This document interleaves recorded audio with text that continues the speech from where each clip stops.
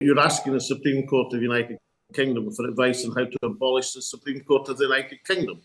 That's not a likely scenario or a strategic move that's explicable. So that was a daft move. Many of the other policy positions that Nicola engaged in for one reason or another are very difficult to explain in terms of the overriding aim of national independence. What are your thoughts and feelings when you look at the state of the SNP today?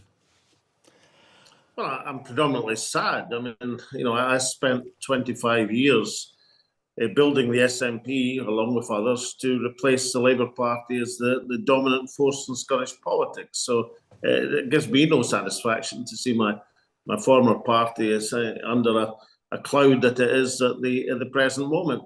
If I could just correct one thing in your intro there, John, you said that Scottish independence was suffering as the SNP was suffering. Well, that's not the case. I mean, the last two opinion polls, one yesterday and one last week, showed independent support at, I think it was 52.5% in one and 53% in the other, which is one of the historic highs for the support for the concept of Scottish independence, even though, understandably, the SNP poll rating is down around 10% from hitherto, enormous heights. Now, that's the exact opposite of what used to happen in Scotland. I mean, 10 years ago, when I was First Minister, support for the SNP was at 50%, and support for Scottish independence, when we embarked on the referendum campaign, was started at under 30%. Didn't finish there, of course, but that's where it started.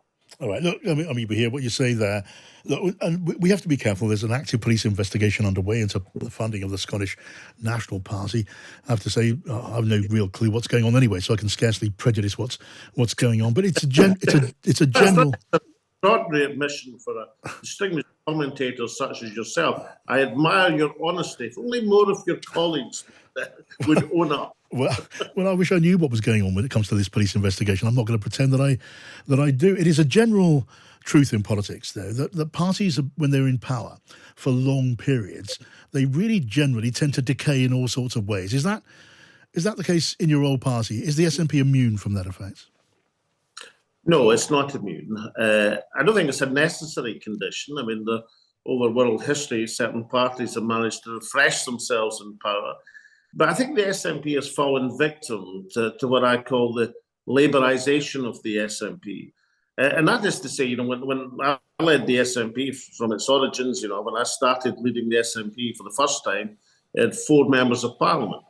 And you would have looked very hard to find a single careerist in the Scottish National Party. The reason was there was no careers. So there was no point in joining the SNP for career purposes.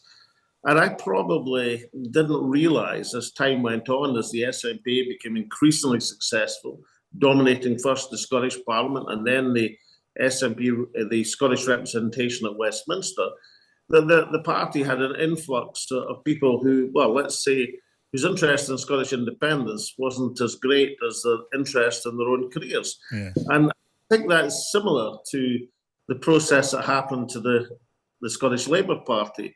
They used to say the Labour Party was a moral crusade or it was nothing. And when people realised it hadn't become a moral crusade, then it became virtually nothing. And the SNP had better watch out because, the SNP is the party of Scottish independence or it's nothing.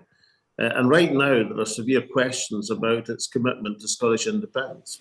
Right. Now, look, Nicola Sturgeon, your old protege, she took some bold steps, didn't she, over the issue of gender identification rights and reform, no doubt, motivated by, as far as she was concerned, and those who supported her, ideas of progressive politics. She took the SNP's fight with the UK government over those things to the highest courts and then lost. Was that to you an example of failing judgment? How do you analyse that? Well, they weren't bold steps, they were suicidal steps. Yeah. Firstly, you don't take the case of Scottish self-determination to the Supreme Court of the United Kingdom. Last year when Nicola decided to do that, it was inexplicable in strategic terms. Never in world history has any Supreme Court of a predecessor state given helpful advice to a national movement about how to secede from it. You're asking the Supreme Court of the United Kingdom for advice on how to abolish the Supreme Court of the United Kingdom.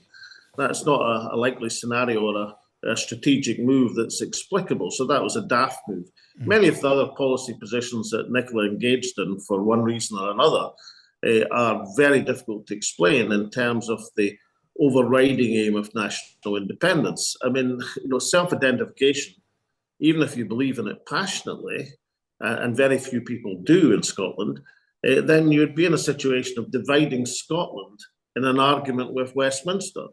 You might make the similar case for other policies, perhaps not as gravely, but like the policy currently to have fishing controlled zones affecting 10%, maybe 30% of Scottish inshore waters, the ridiculous bottle return scheme that the Green Minister dreamt up that everybody knew was unworkable, the idea of having trials without juries in Scotland, jeopardising a right that's existed since before the Normanisation of Scotland for thousands of years. I mean, these are policies which cannot be squared with the pursuit of national independence. Now, I don't mind taking on Westminster, incidentally.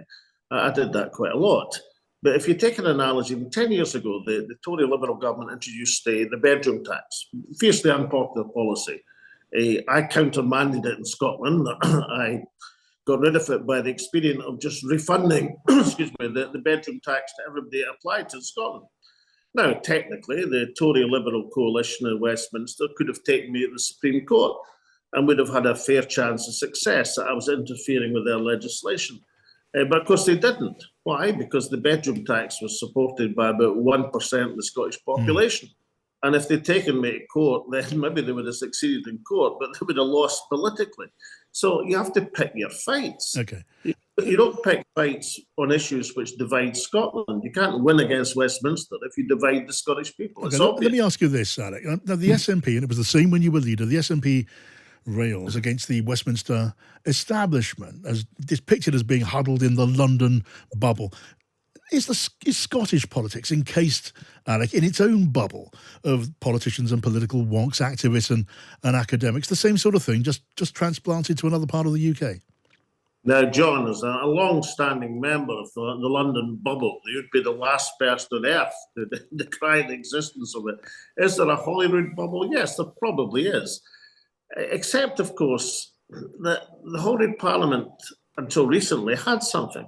I mean, progressively as the Parliament was established from 1999, if you ask people in Scotland who do they trust their own Parliament in Scotland or do they trust Westminster government?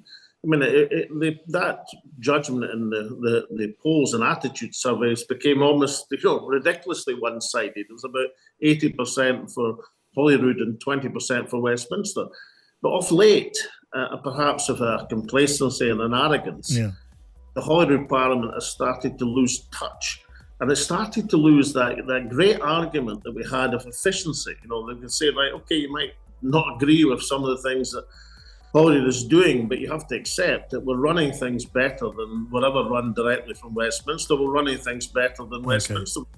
And that claim has been damaged, and it has to be reasserted if we are to pursue the overriding aim of winning national independence for Scotland. Okay, I wish we had more time to talk, Alex. I'd like to hear more and talk more with you about the prospects for independence, how that's to be achieved, and given the opinion polls at the moment, the prospects of the possible makeup of the next House of Commons at Westminster. So much to talk about, so little time. Talk to you again soon. Our briefing is coming up next on Times Radio. Across the UK, on DAB, online and on your smart speaker.